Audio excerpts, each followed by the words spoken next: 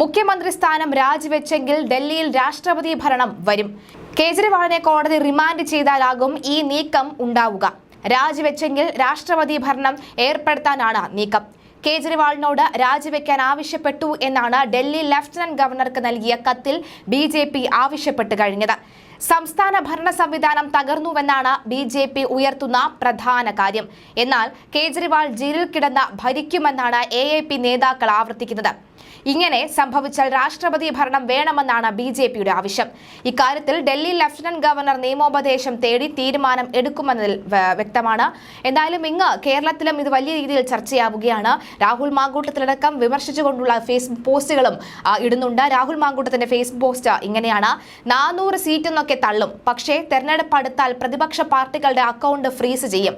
പ്രധാന നേതാക്കളെ അറസ്റ്റ് ചെയ്ത് ജയിലിൽ അടയ്ക്കണം. BJP ഇതര മുഖ്യമന്ത്രിമാരെ എങ്ങനെയാണ് മോദി കൈകാര്യം ചെയ്യുന്നത് എന്ന് കാണുന്നുണ്ടല്ലോ. ഡൽഹിയിലും അതുവഴി ഇന്ത്യയും ഇതിന് മറുപടി തരും.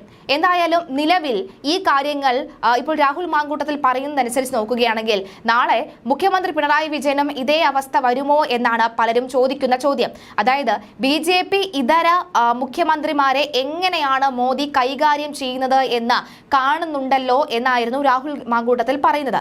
അങ്ങനെയെങ്കിൽ കേരളത്തിലെ പിണറായി വിജയനെതിരെയും നിലവിൽ നിരവധി കേസുകളുണ്ട്, മകൾക്കെതിരെയും നിരവധി കേസുകളുണ്ട്.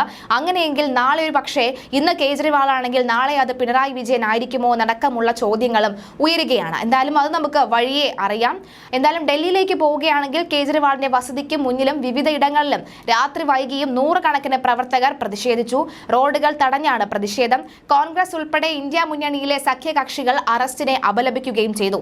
മദ്യനയവുമായി ബന്ധപ്പെട്ട കള്ളപ്പണം വെളുപ്പിക്കൽ കേസിൽ അറസ്റ്റിൽ നിന്ന് സംരക്ഷണം നൽകാൻ ഡൽഹി ഹൈക്കോടതി വിസമ്മതിച്ചതിന് പിന്നാലെയാണ് EDയുടെ നടപടി. ഇന്നലെ ED സംഘം കേജ്രിവാളിനെ ഔദ്യോഗിക വസതിയിലെത്തി 2 മണിക്കൂർ ചോദ്യം ചെയ്ത ശേഷമാണ് അറസ്റ്റ് ചെയ്തത്. ED ആസ്ഥാനത്ത് കൊണ്ടുപോയ കേജ്രിവാളിനെ ഇന്ന് കോടതിയിൽ ഹാജരാക്കും. വസതിക്ക് വെളിയിൽ ആം ആദ്മി പ്രവർത്തകർ സംഘടിച്ചെത്തിയതിന് പിന്നാലെ നിരോധനാജ്ഞ പ്രഖ്യാപിച്ചിട്ടുണ്ട്.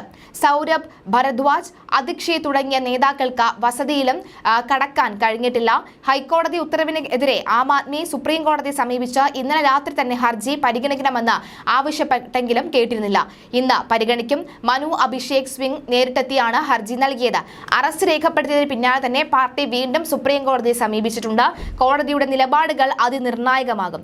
കേജ്രിവാളിന്റെ അറസ്റ്റിന് കോടതി അംഗീകാരം നൽകിയാൽ കൂടുതൽ ചടുലമായ നീക്കങ്ങളിലേക്ക് കാര്യങ്ങൾ നീങ്ങുമെന്ന കാര്യത്തിൽ സംശയമില്ല.